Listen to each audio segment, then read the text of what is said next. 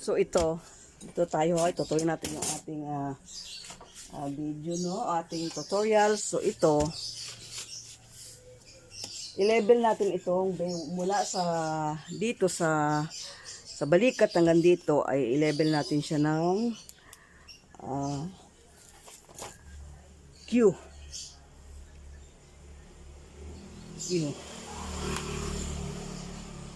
So dito sa baywang, ito yung kabuuan niya, no? Ito yung ito yung kalahati ng kanyang baywang. So magdadagdag tayo ng 3 inches. So yan, 3 inches. Ayan, 3 inches. And then saka natin i-connect yun. Ngayon. Kita ba? Baka hindi. So ayan siya. Connect na natin itong ito yung ang sukat nito tsaka sukat nito ay pareho. So ang sukat mo ng harap nakabase sa likod. So dito na tayo. Ganyan lang natin siya.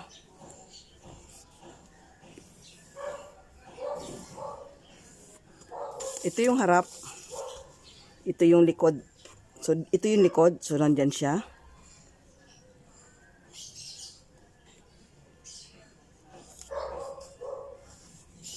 Ay, puso. So, ayan siya. Hindi makabura itong ano. So, ayan siya, no? So, kapag gusto naman ninyong magbawas dito, tataas lang kayo ng 3/4. So, kung gusto nyo palitan yung manggas, o ganyan, pwede. So, nasa sa inyo yun. So, kaya yan, may labis siyang 3/4. So, sa akin, ito na lang. Kasi ito talaga accurate ang kanyang sukat. So, susunod na video ko, ito, kung paano makuha ang right ng depth ng armhole niya. No?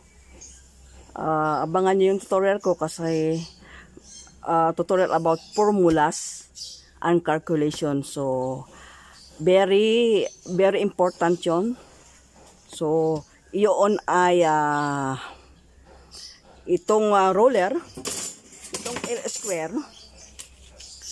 L square, ilipat mo dito, i-translate mo sa tape measure. So, abangan nyo yung aking next tutorial na yon. So, after nito, yun muna, and then saka ako mag-proceed sa iba't ibang tulad ng pantalon, ng coat, ng ibang dress. So, ito, tutulong ko hanggang sa paggawa ng collar ito, ha? Paggawa ng collar at manggas. So, ayan. So, nandito na tayo. So, meron na yan. So, i-level natin itong isa, ito, ng P. Ito, ang armhole niya, P. So, ayan. Level natin P. Ayan. So, kompleto na tayo. So, ito, auto P. So, ayan. So, meron na tayong balikat, meron na tayong lahat, meron na tayo. So, ang susunod natin ngayon ay yung pinakaibabaan niya. Dahil ito ay ano, may standing collar ito eh. Standing collar. Limutan ko dito pala sa plus ng, ito yung base niya. So, nagpas tayo ng 2 inches. Dahil ito ay garterized. So, nagpas tayo ng 2 inches. So, ito ay loss. So, sa mga blouse na fit lang sa katawan, ang ipa-plus mo lang siya ay kabuuan na 33 inches ang base plus 1.5 inches. 1.5 lang. So, ito, kaya 2 inches dahil ito ay garterized ang kanyang skirt, garterized at din anong waistline. So, yan, kaya maluang yan. No? Skirt, guhit tayo ng tweed na ganyan, ano? So, ito yung eskwala. So, magagamit natin ito para sa edges na pantay. Pantay ang kanyang dulo. So, ayan. So, sukat tayo dito ng, ang luang nito ay 30 inches. So, mula dito hanggang doon, 30 inches yan. Ang haba naman niya ay 27 inches. So, yeah, so 27 inches.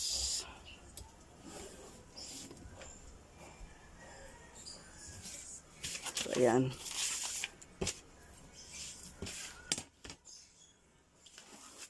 So, ayan siya. Ito yung palda. So, kalimitan, pag sa paldang garterize, tuwid lang siya.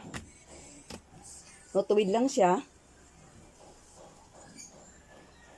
Mag-ano ka lang, allowance ka lang dito ng 1.5 inches para sa kanyang lupian at saka dito. Wala itong allowance na, so kayo na maglalagay ng allowance dito na 3/4. So, dapat 3/4 ang ano dyan dahil meron siyang garter dito naman 1.5 at yan yung laylayan niya.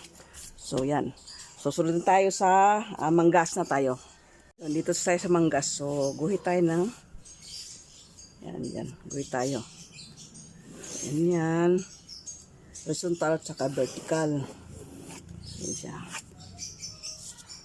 Sa manggas, para makuha natin ang cuff height, ay yung bus. Ang bus niya divided by 2 sa 1/4. Sa 1/4 siya. So, halimbawa, 33 yung kanyang bus. So, ito, 33. So, ito yung 1/4 dito sa long hand, sa short hand. So, dyan siya. So, yan ang 1/4. Sa tapat ng 1/4, dyan mo hanapin yung 16.5. So, yun ang 33. Yun ay kalahati ng bus. Sa sa 1/4 division ng short hand. So, ayan, 16.5. So, ayan siya. So, yan, ang ating, yan, 16.5. 16.5. So, ayan, 16.5 yan. Minus 1/4. So, ito na yung iyong cup height. So, guhit yan ng totoo. So, paano makuha ang cup? One half ng bust dito sa 1/4 division. So, ito mauunawaan nyo dahil after nito, bago ito, ay meron akong video na paano mag-calculate. I-translate ko ito dito sa tape measure. So, ayun siya. So, ito ay lalagyan natin ng sige, tuldok yan ha. Tuldok. So, lalagyan natin siya ng A. A yan. Ito ay V. Dito tayo sa bicep ngayon. Ang bicep ay 1/2 ng bust measurement. Bust measurement dito sa 1/2 division ng L square. So, ayan siya. 16.5. Ayan siya. So, ito yung 1/2. 1/2 yan, no? 1/2. So, nandito siya. So, 16.5. Kasi, ano siya, 33. So, nandito siya. So, ayan. Lagyan natin ng mark. 16.5. Plus 1/4. No, plus 1/4. Plus 1/4. So, yan. So, 1/4. So, ayan siya. So, ayan na yung ating bicep. Ito na yung cup. Ito na bicep. So, level this one. C.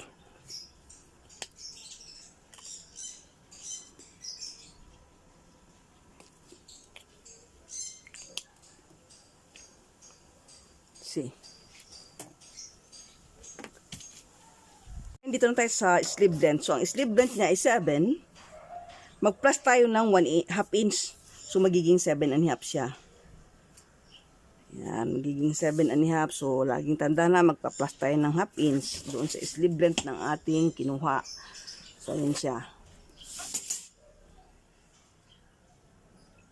So, level this one. D.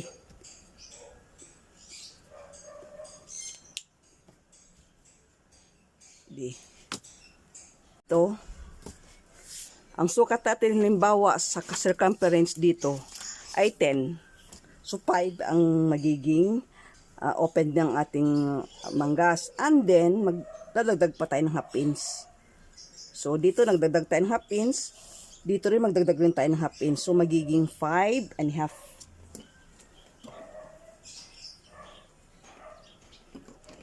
So, 5 and a half.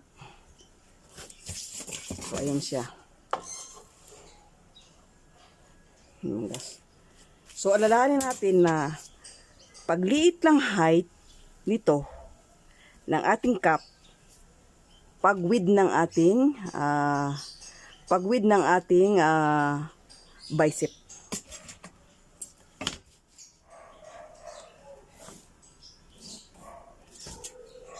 So, ito organized kaya kailangan hindi pwedeng masikip siya. So, ayan siya. So, level natin ito ng E. Lagyan natin ng ganyan. E. And then ito, hatiin natin yan.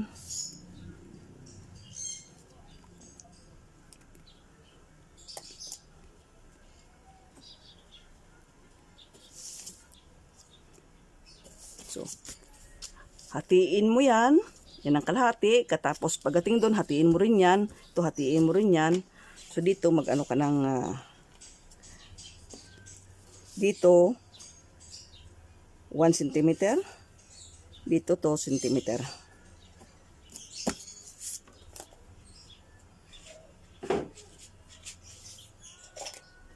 So, ayan siya.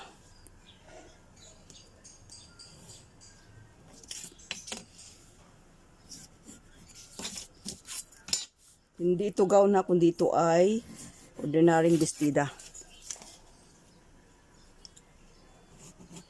So, ayan siya. So, ayan yung manggas niya.